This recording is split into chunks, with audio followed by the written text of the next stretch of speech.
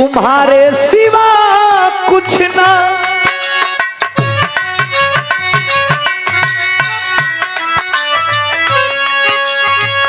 तुम्हारे सिवा कुछ ना चाहत करेंगे।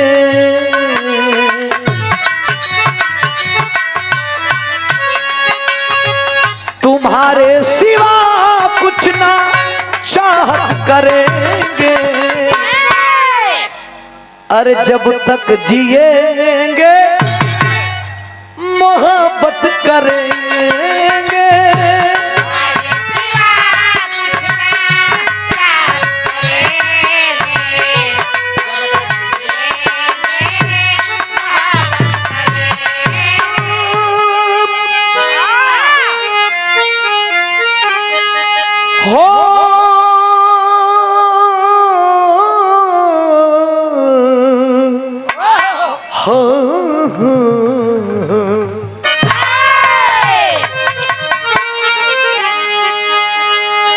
अरे माता तेरे दरबार में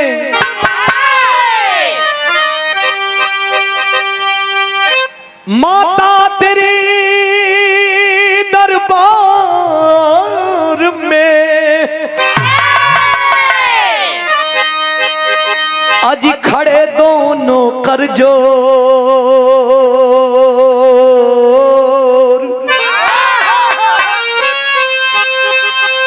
देने वाली एक है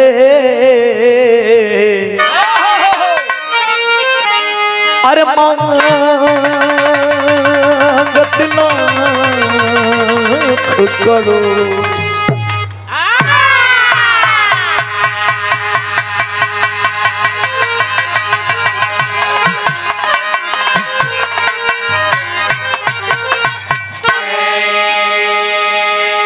सर्वे भवन्तु सुखिनः सर्वे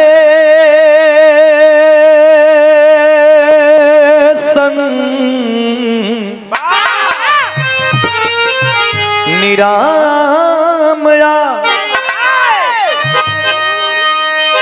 सर्वे भद्राणि पश्यन्तु। अरे माँ कश्चित् दुख भाग भरे।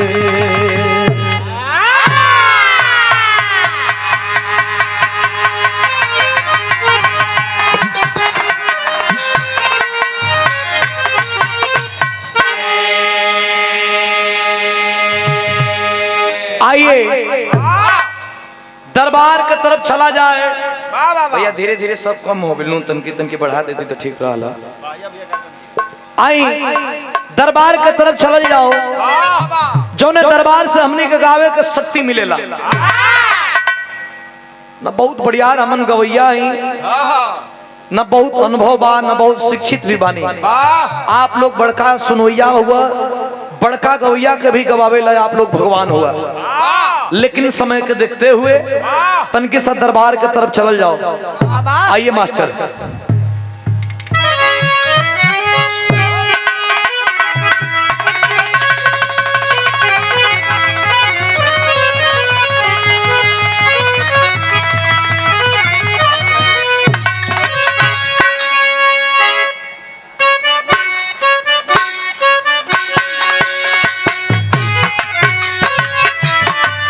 हारमोनियम और उठा था।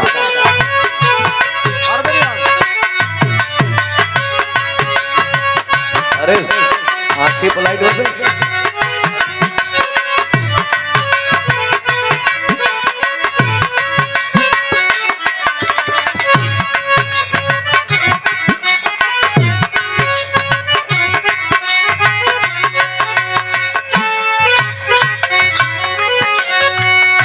अंगवा कुल दो-तीन गो बैठल हो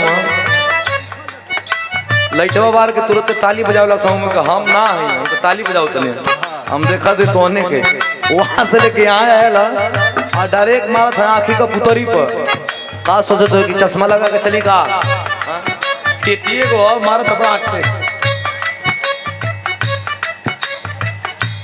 वंदना से पहले कोनो तर्ज बतावल जरूरी नहीं है, लेकिन बढ़िया महफिल होके प्रशांत भैया लोग सुनोइया बढ़िया होखा। अब बढ़िया महफिल में बढ़िया चीज के परोसल जाला। यहाँ कलाकार भी दोनों कलाकार बढ़िया बाड़न, श्रोता भी बढ़िया बाड़न। तो इस श्रोता के देख करके कोनो आशिक अपने मासूका से कहत बा कि जिंदगी में प्यार एक बार होला है और प्यार वो है जो प्यार के बाद फिर प्यार ना है। का कहत बा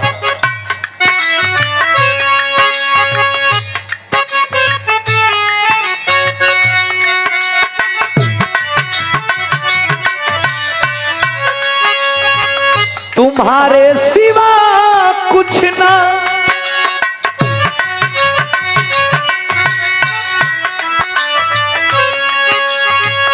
तुम्हारे सिवा कुछ ना चाहत करेंगे,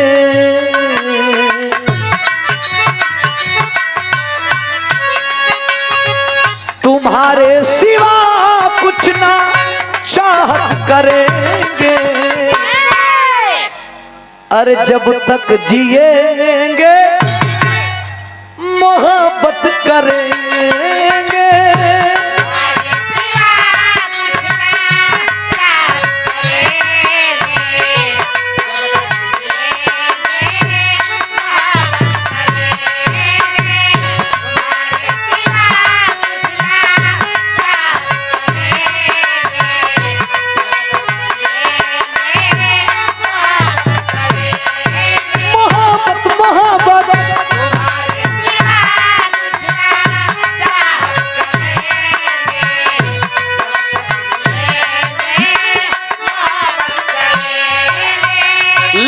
धरती पर सबकर सम्मान होके के चाहिए।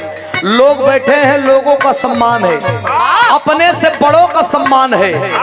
अपने हिंदुस्तान में हर एक देवी देवताओं का सम्मान है, लेकिन एक बात ख्याल रहे कि आसमां में उड़ने वाले जमीन का पता तब चलता है जब लोग जमीन पे चलते हैं।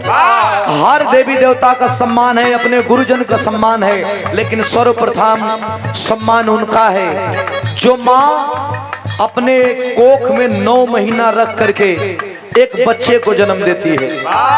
चाहे वो सुधीर लाल यादव को जन्म दिया हो माँ ने, चाहे रुचि यादव को जन्म दिया हो माँ ने, या बैठे हुए हर एक लोगों को एक माँ नहीं होती तो ये सृष्टि का कोई मतलब नहीं होता। इसलिए उस माँ का सम्मान हमारे लिए सर्वोपरि है। कहना है क्या, हऊ हमारी जानिया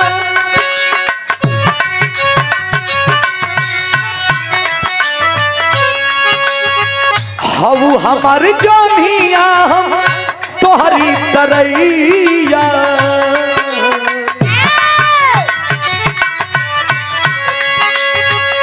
हऊ हमारी जानिया हम तोहरी तरैया, तोहरा बिना हम अधूराय मैया।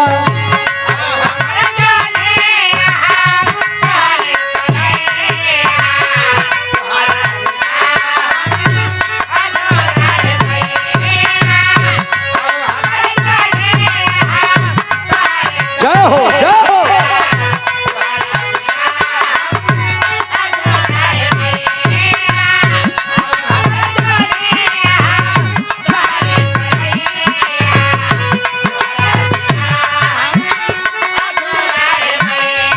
माँ से बड़ा कोई देवी नहीं और पिता से बड़ा कोई देवता नहीं। अगर माँ के पेट में 9 महीना बच्चा रहता है तो पिता के दिमाग में 9 महीना बच्चा रहता है। इसलिए कहना है क्या, तरैया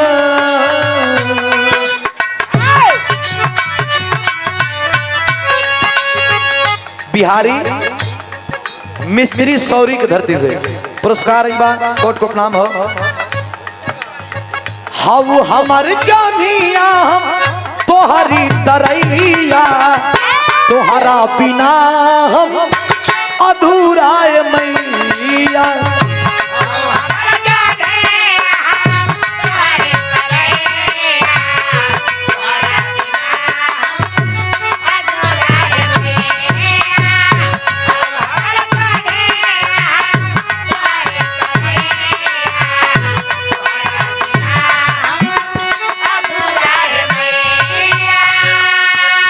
हमारे बड़े भैया अखिलेश सिपाही जी के द्वारा पुनः पुरस्कार आयल बा, लेकिन कहला कि जो करा पहलवा कनवा गईला तुम्हारे सिवा कुछ न चाहत करेंगे। भैया ठीक है, एक बात तो चाहत के बाद भी मांगे लेके जाते ना, खाली बनवा चालू कर ले उधर ओकर बात तो देखिया हम चाहते ना तो खाली रहबा कर हमारे जनते हुआ सिद्धांत कि हम खुला माइंड के आदमी हैं, हम खाली चाहत में रहिला। पहली बंद में कैसे त्रेताया द्वापर रहल कवनो समैया कर्जा चुकावल क्यों ना तोहरो ये मैया।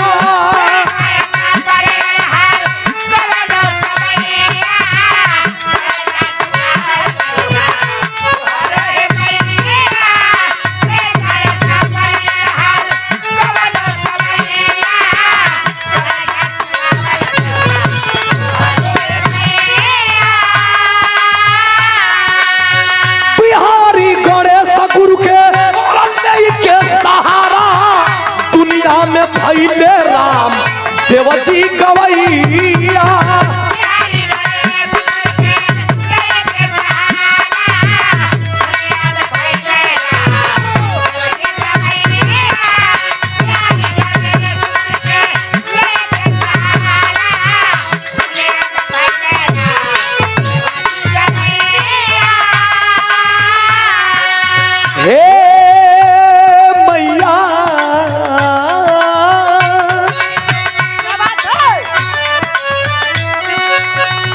अरे विजयी पापा झलबा